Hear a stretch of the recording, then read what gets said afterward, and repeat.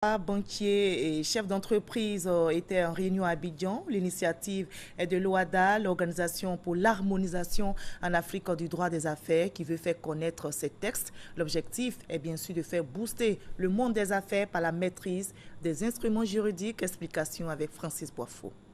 La transition est toute trouvée. Pour passer du secteur informel au formel, l'OHADA établit un pont, le statut de l'entrepreneur. C'est une main tendue par l'Organisation pour l'harmonisation en Afrique du droit des affaires à 70% de la population active qui évolue dans l'opacité. Lancé il y a 6 ans, ce dispositif innovant de l'OHADA peine à faire chemin.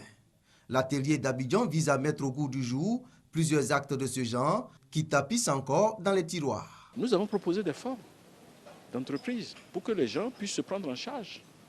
Mais on se rend compte que cet outil n'est pas du tout utilisé. Le statut de l'entrepreneur ici en Côte d'Ivoire, est-ce qu'un jeune homme ou une jeune fille qui veut créer une activité, qui n'a pas beaucoup de moyens, est-ce qu'il lui est possible aujourd'hui d'utiliser ce statut?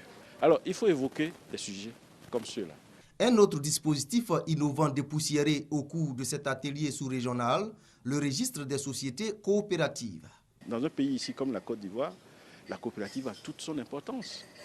Coopérative agricole notamment. Est-ce que les innovations qu'on a créées en matière de coopérative, ça fonctionne? Aujourd'hui, on a plusieurs types de coopératives.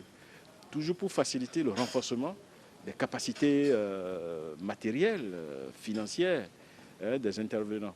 Est-ce que ça fonctionne? Nous n'en sommes pas sûrs. L'amélioration du climat des affaires dans l'espace OHADA, c'est le souci majeur de l'institution panafricaine.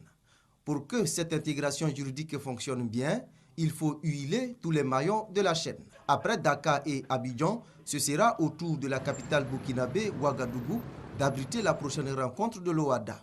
Celle de la capitale économique a enregistré 150 participants venus essentiellement du Togo, du Bénin et de la Côte d'Ivoire.